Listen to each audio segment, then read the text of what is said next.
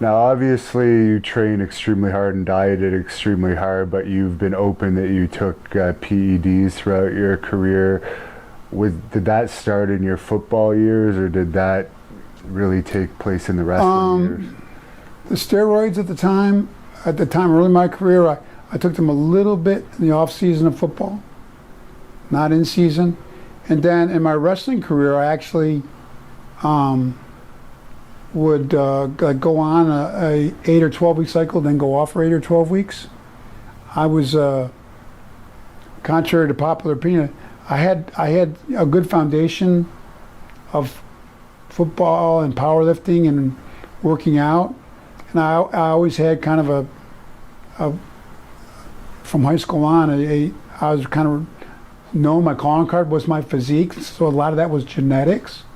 So I would, back in that day, it was so common back then that when I started taking the PEDs, they weren't even a classified substance really at the time. Didn't start till 1990 or so. Yeah, so we looked at it as a strength athlete, as like a training supplement.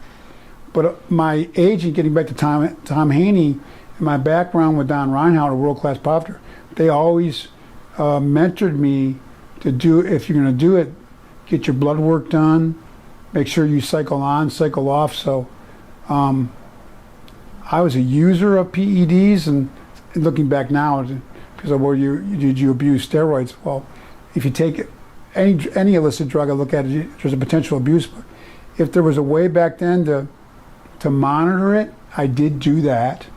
So that's kind of was my experience. Towards the end of my career, I switched over to basic, what you would term now, the last 4 or 5 years of my wrestling, which was, many people thought where I really got leaner and maybe had my best look.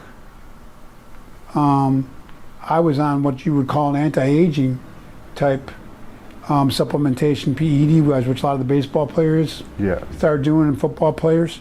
Back then, in the late 90s, a little bit of growth hormone, like basically anti-aging amount, even though I wasn't that old then. You take a little bit of growth hormone, a little bit of testosterone, that was it.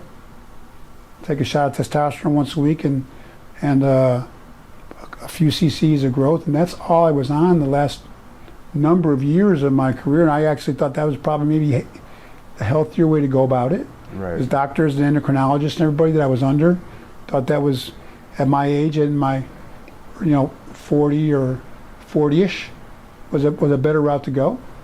But I never took really high dosages of the PEDs, and I always would make a real concerted effort, due to my mentoring I had with doctors and with coaching, to make sure I cleared on and off for my own health. And fortunately, as you know now, I give God a lot of credit. My body now, I've had a neurological injury that I've seen, but my health is phenomenal. Yeah. No medications, no blood pressure issues. No, I'm so thankful the way God designs our bodies. There was no lasting after effects of my use of PEDs back in the day.